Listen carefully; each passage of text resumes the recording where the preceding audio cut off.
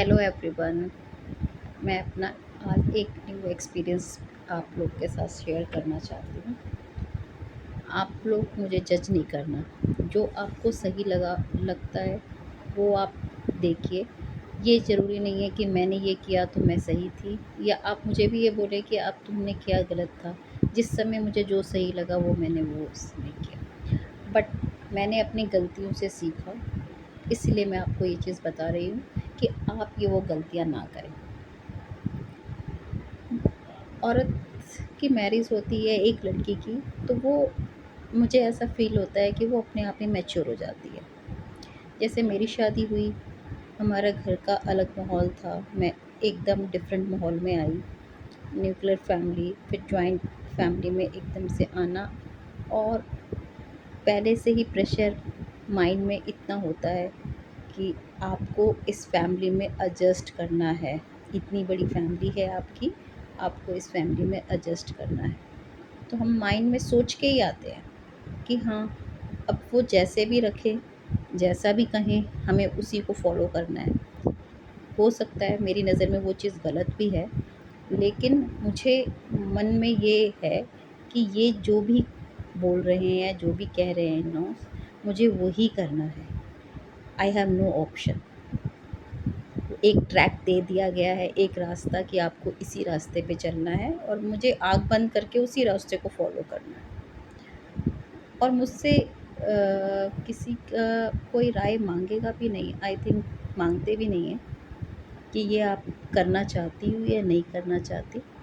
आपको ये करना है, आपको वहाँ जाना है, आपको ऐसा करना है, तो you have no option. I think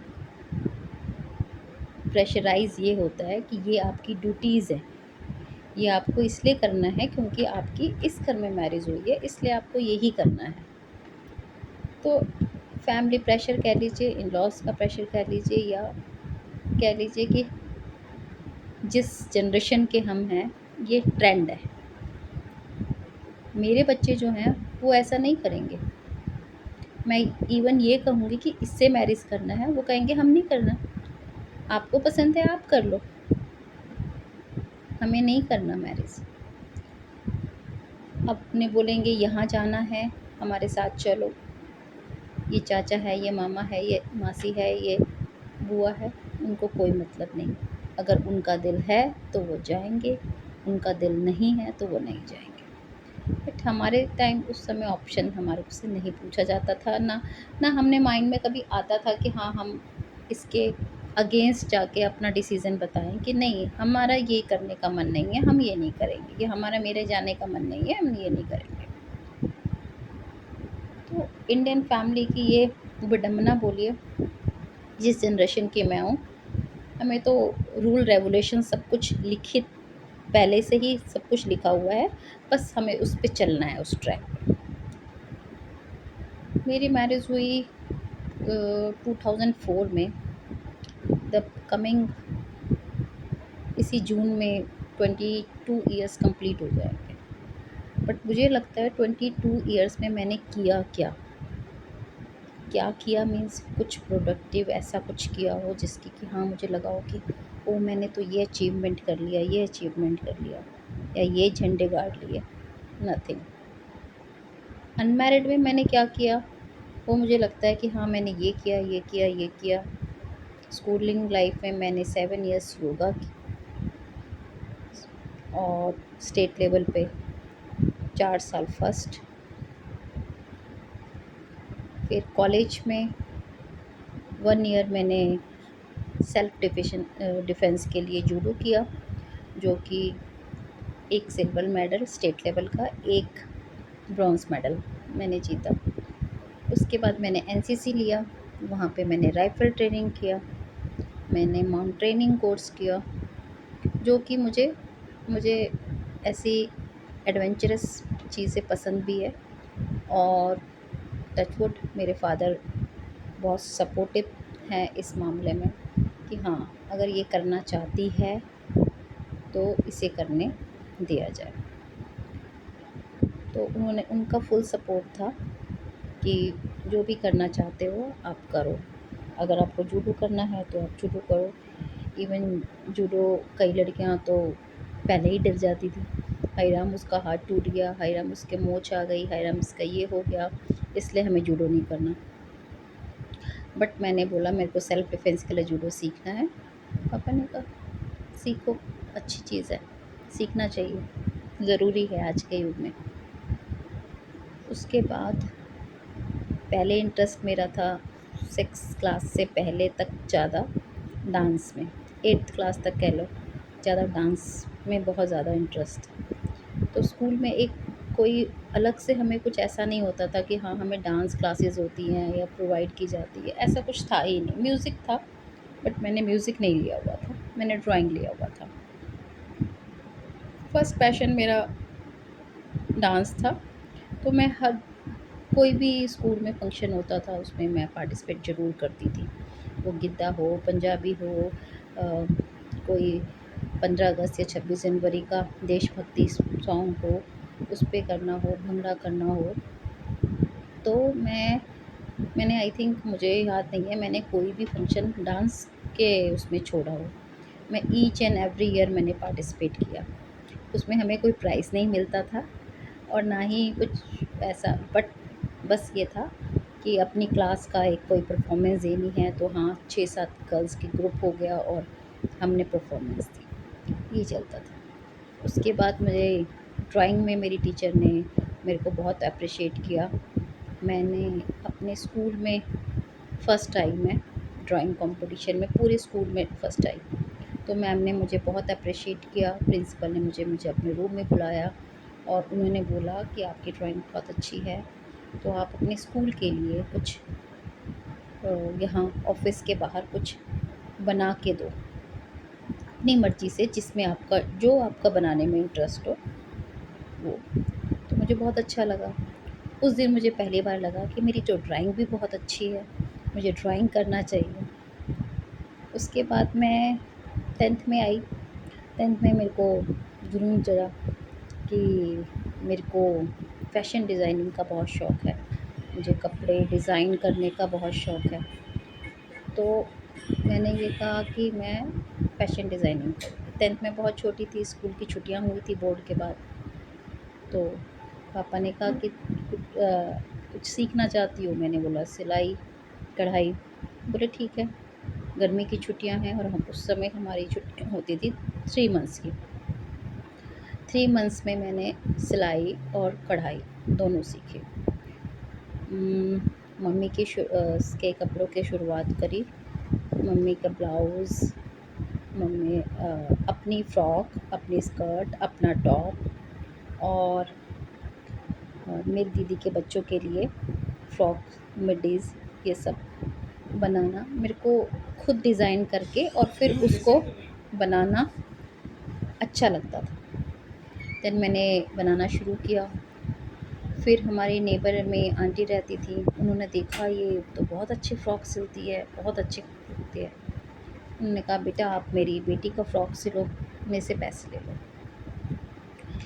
मैंने कहा नहीं आंटी, मैं तो अभी सीख रही हूँ, तो मैं प्रैक्टिस करती हूँ, तो आप ठीक है आप मुझे कपड़ा दे दो और मैं आपको फ़्रॉक बना के दे दूँगी बेटी का, खुद डिज़ाइन। आप मुझे नहीं बताओगे कि कैसा सिलना है, बट मैं डिज़ाइन खुद करूँगी। बोली ओके। ऐसे करते-करते मैंने बहुत सारे ब्लाउज़ेज़ के new new design, frocks, midis, skirt, top, काफ़ी चीज़ें बनाई, जो कि जिस एरिया में हम उस समय रहते थे, मैं बहुत पॉपुलर हो गई। और पॉपुलर इसलिए भी हुई क्योंकि फ्री ऑफ कॉस्ट किसी को कपड़े मिल रहे हों, इतनी अच्छी स्टिचिंग मिल रही हो, न्यू-न्यू डिज़ाइंस देखने को मिल रहे हों, तो और भी खुशी होती है। फिर मैं 11th में गई। मैंने कहा पापा मुझे साइंस लेनी है, तो पापा ने कहा नहीं साइंस नहीं लोगी, क्योंकि मेरे डैडी एयरफोर्स में है और मम्मी पढ़ा नहीं सकती थी, तो घर में तुम्हें कौन पढ़ाएगा, मैं रहूँगा नहीं, मेरा कभी इधर ट्रांसफ़र कभी उधर ट्रांसफ़र, तो मैं नहीं पढ़ा पाऊँगा तुम्हें, अकेले तुम मैनेज नहीं कर पाओगे, तो तुम्हें आर्ट्स लेना है। उस समय तक मुझे सब बोलते थे क्या बनना है क्या बनना है, अचानक से वो आया जुनून कि मुझे नर्स बनना है, मुझे नर्स बनना है, मुझे नर्स बहुत अच्छी लगती हैं, मुझे नर्स बनना है। उसके बाद आर्ट्स दिलवा दी पापा ने। नहीं मन ना मन करते हुए भी फिर धीरे-धीरे मैंने कहा ओके ठीक है, आर्ट्स ही पढ़ लेते हैं। अगर पापा कह रहे हैं कि अकेले तुमसे नहीं हो पाएगा विदाउट किसी गाइडेंस के, विदाउट किसी ट्यूशन्स के, तो ठीक है, आर्ट्स ही ले लेते। कंटिन्यू 11th-12th आर्ट्स से हुई। देन कालिंदी कॉलेज में फिर एनसीसी, जूडो, कॉलेज, ऐसे करते करते सेकेंड ईयर, फाइनल ईयर होते होते उसके बाद वो भी उतर गया जुनून।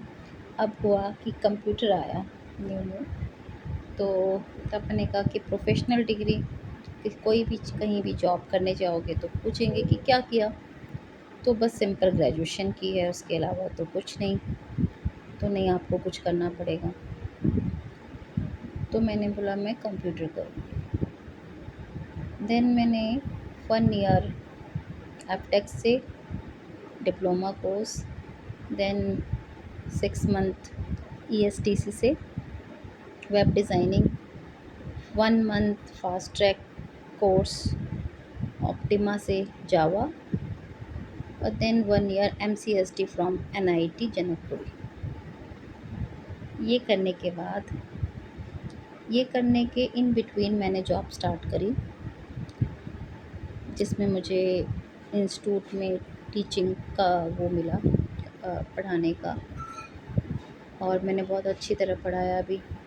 उस समय डॉस चलता था, डिस्क ऑपरेटिंग सिस्टम में तो यही था, और उस समय यूनिक्स भी था।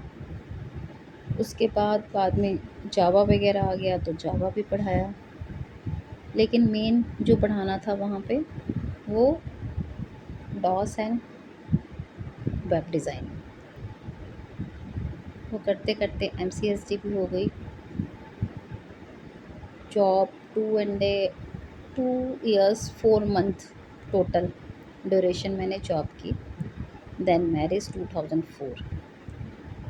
2004 में जॉब होने के पहले ही, शादी होने के पहले ही मैंने पूछा कि जॉब करने देंगे कि नहीं करने देंगे, पहले ही क्लियर हो जाए, अदरवाइज़ बहुत प्रॉब्लम होती है, क्योंकि मैं घर में कभी रही नहीं थी। हमेशा से ही स्कूलिंग है तो भी कुछ एक्स्ट्रा क्लासेस पेंटिंग की, ड्राइंग की, स्केचिंग की चलती रहती थी, तो इस वजह से मैं कभी घर में टिकी नहीं एक तरह से। और कॉलेज भी सुबह जाते थे तो सुबह एनसीसी भी जाना है, फिर कॉलेज करना है, तो शाम को 5 बजे तक घर आते थे, तो पूरा टाइम ऐसे ही निकल जाता था। तो मुझे उसके बाद जॉब करी तो वो और भी ज़्यादा 8 आवर्स की जॉब थी, 1 घंटा जाने में, 1 घंटा में, 10 टू 11 आवर्स में बाहर ही रहती थी। तो मुझे लगा ऐसा कि मेरे को घर में सिर्फ एक हाउसवाइफ बन के बैठा नहीं जाएगा, तो मैंने स्टार्टिंग में ही क्लियर कर लिया कि मैं जॉब करूँगी। इनिशियल स्टेज में तो सभी बोल देते हैं कि कर लेना, ऐसे ही मेरे साथ भी हुआ। पहले उन्होंने बोला जॉब करना, उसके बाद जब मैरिज हो गई तब due to brother in law, father in law, नहीं जॉब नहीं करना, घर में कोई फीमेल नहीं है। मेरी मदर इन लॉ नहीं थी, क्योंकि वो मेरी शादी के 2 साल पहले ही एक्सपायर हो गई थी, तो घर में कोई फीमेल नहीं थी। तो उन्होंने बोला कि नहीं कोई बात नहीं, अभी मत करो, बाद में 2-3 मंथ्स बाद में देखते हैं। 3 मंथ्स हो गए, फिर उन्होंने बोला 6 मंथ बाद में देखते हैं। 6 मंथ हो गए, मैंने कहा मेरे को जितना आता है मैं सब भूल जाऊँगी, कंप्यूटर में अपडेट होना बहुत ज़रूरी है, और मुझे इसके बिहाफ़ पे अभी जॉब आराम से मिल जाएगी ईज़िली, बाद में मुझे दिक्कत होगी बहुत ज़्यादा।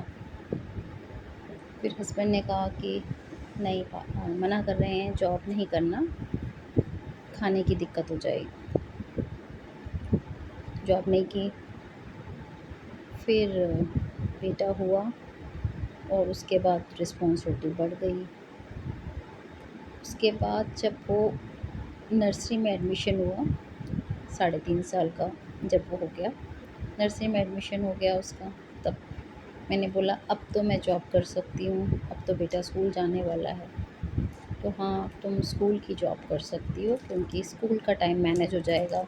सुबह ब्रेकफ़ास्ट वग़ैरह बना के निकलोगी, बच्चे को स्कूल छोड़ोगी, आओगी, फिर लंच। मैंने कहा ठीक है, लेकिन स्कूल में कंप्यूटर की जॉब नहीं मिली।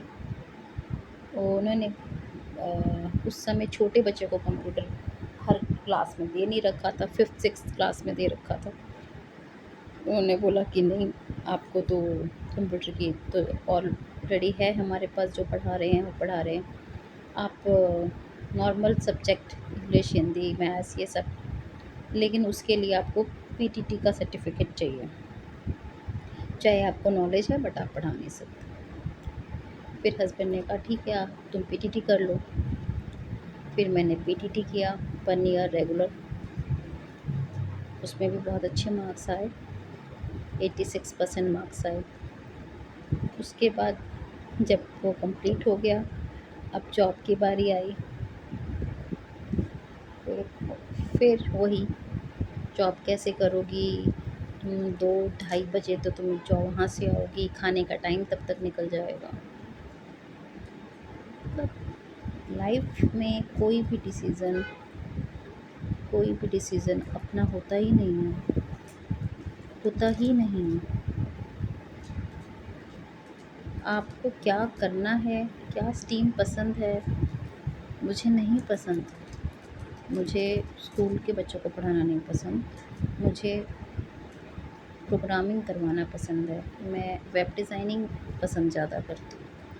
लेकिन नहीं, स्कूल में आप मैनेज कर लोगे घर को भी तो इसलिए स्कूल करो। फिर एनटीटी और पीटीटी का भी सर्टिफिकेट रखा रह गया। एमए किया, एमए इंग्लिश जामिया मिलिया से, उसका भी कोई, मुझे लगता है कि कब तक वो एक सिंपल ट्रैक दे दिया जाता है। अच्छा है, ये जनरेशन अलग है हमसे, अच्छा है ये जनरेशन अलग। कम से कम वो गलत डिसीज़न लेती हैं तो भी उसके लिए वो रिस्पॉन्सिबल है, अगर वो सही डिसीज़न लेती हैं तो भी उसके लिए वही रिस्पॉन्सिबल है।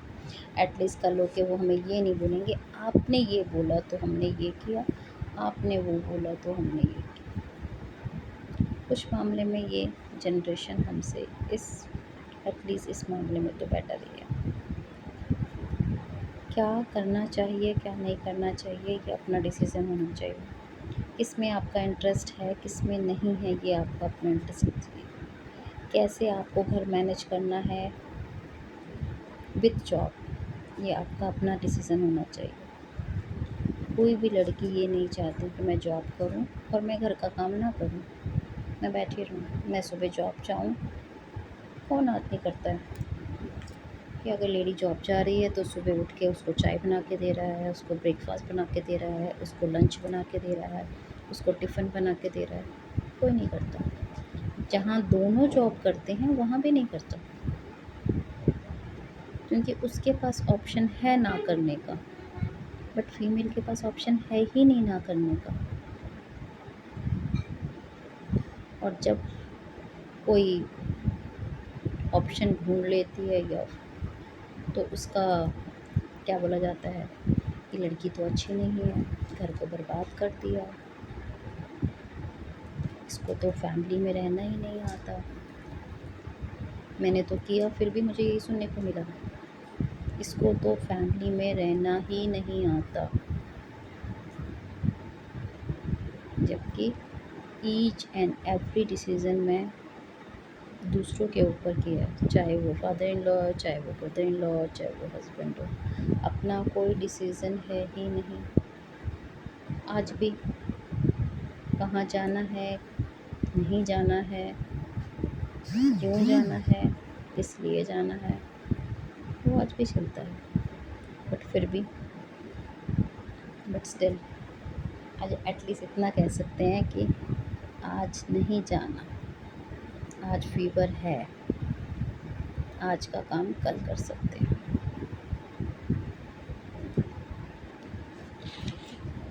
इतने सारे सर्टिफिकेट होने के बाद मुझे जो लगा कि स्किल बहुत ज़रूरी है।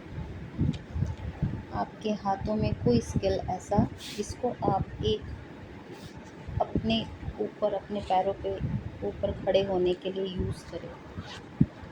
कोई भी स्किल आपके पास होना बहुत ज़रूरी है, नहीं तो कलेक्शन ऑफ सर्टिफिकेट्स, ये पूरी फाइल, और इसके अलावा भी है, ये पूरी भी नहीं है, इसके अलावा भी है। ये इग्नो का है, Indira Gandhi national open university का diploma in early childhood care and education 2011, ये उसी का सर्टिफिकेट है। ये उसकी मार्कशीट है। ये विद्या ट्रेनिंग इंस्टीट्यूट 1 ईयर PTT 2010 8 अप्रैल को कंप्लीट हुआ था। ये उसकी मार्कशीट है। ये जामिया मिलिया इस्लामिया से इंग्लिश में MA उसकी डिग्री है। इसके अंदर 2-3 सर्टिफिकेट डाले हुए हैं। ये एक सर्टिफिकेट और है, ये जामिया मिलिया का ही फर्स्ट एंड सेकंड।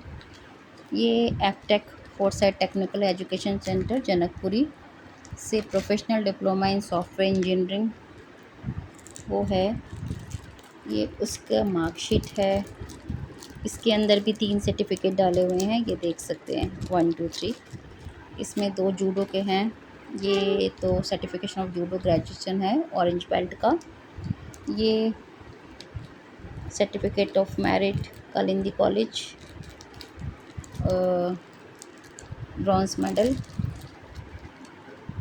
ये भी south Delhi 3rd independence cup judo championship. ये योगा का Delhi school sports and activities board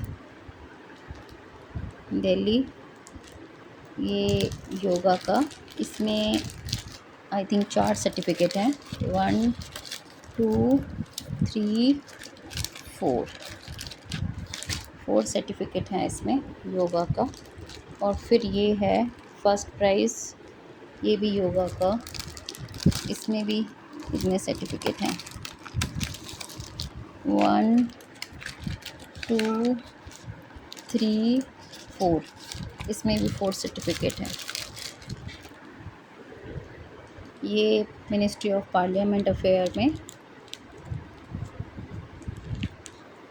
competition था स्पीच का, इसमें सेकंड प्राइज़ है। ये honourable prime minister Jawaharlal Nehru, ये मिला था हमें 1989 स्कूल का है योगा का। ये नेहरू इंस्टीट्यूट ऑफ मॉनिटरिंग किया था उत्तरकाशी, ये उसका है। ये NCC का है। ये समर कैंप टाइप कह लीजिए, टीचिंग स्किल और हॉबी आइडिया की वर्कशॉप का। ये NIT certificate of achievement Microsoft certified technical education centre MCST successfully completed होने के बाद ये सर्टिफिकेट मिलता है और एक बैच मिलता है इसके साथ। ये भी उसी का है, certificate of excellent Microsoft certified solution developer. पूरा होने के बाद ये साइन बाय बिल गेट्स और इसके साथ एक बैच मिलता है। इसके साथ भी एक बैच कंप्लीट होने के बाद मिलता है। ये भी इसके नीचे भी कोई सर्टिफिकेट है। मैं आपसे कह रही हूँ कि इतने सर्टिफिकेट होने के बाद अगर ये लगता है कि हमने क्या किया, इसलिए किया, क्यों किया। तो इसका कारण है कि जो खुद करते हैं हम, जो खुद करना चाहते हैं, उसकी खुशी अलग होती है। जो हमें मजबूरी में करना पड़े, उसकी खुशी अलग होती है। और दूसरा कि सेल्फ डिपेंडेंसी तब आती है जब आप अर्न करते हैं, चाहे वो 1,000 रुपये हो, चाहे वो 10,000 रुपये हो, चाहे वो 20,000 रुपये हो। इट डजेंट मैटर आप कितना कमा रहे हैं, लेकिन अगर आप अपने पैरों पे खड़े हैं, आप किसी के ऊपर डिपेंड नहीं हैं, तो आपको लगता है कि फ्रीडम है। मैं आज कुछ लेना चाहूँ, आज कुछ ख़रीदना चाहूँ, मेरा यहाँ मन कर रहा है जाने का, यहाँ मन कर रहा है घूमने का, तो आप कर सकते हैं। बट अगर आप हाउसवाइफ हैं, डिपेंडेंसी 101% आपकी डिपेंडेंसी है हर चीज़ के लिए, तो आपको काम भी पूछ के करना पड़ेगा और आप अपनी मर्ज़ी से नहीं कर सकते।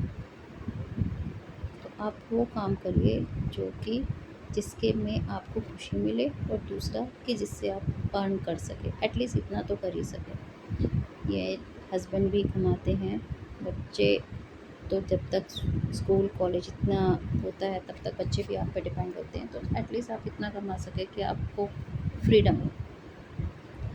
आपको ये ना लगे कि नहीं, मुझे बच्चों के लिए भी या अपने लिए या हस्बैंड के लिए, किसी के लिए भी कुछ भी पैसे खर्च करना, तो आपको वो सोचना ना पड़े।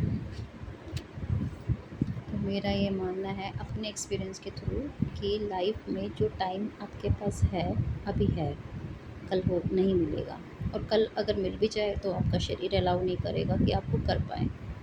तो अगर आपके पास अभी टाइम है, तो ये मेरा लाइफ का एक्सपीरियंस है कि आप अपने पास एक ऐसा स्किल ज़रूर रखिए, क्योंकि पढ़ाई तो कितना भी कर लो, ग्रेजुएशन करो, एमए करो, एमबीए करो, कितना भी करो, अगर आप घर में बैठे हैं तो वो ज़ीरो है। अगर आप उसका यूज़ करके उसका अर्न कर रहे हैं, तो उस पढ़ाई का फ़ायदा है, उस स्किल का फ़ायदा है। स्किल भी आपको तभी आप स्किल से भी कमाओगे, तभी आपके उस स्किल का भी फ़ायदा है, अदरवाइज़ नहीं।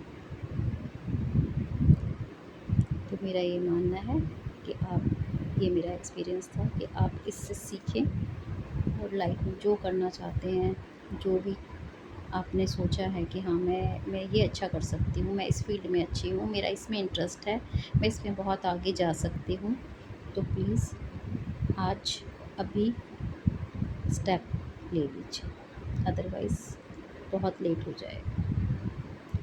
Thank you very much.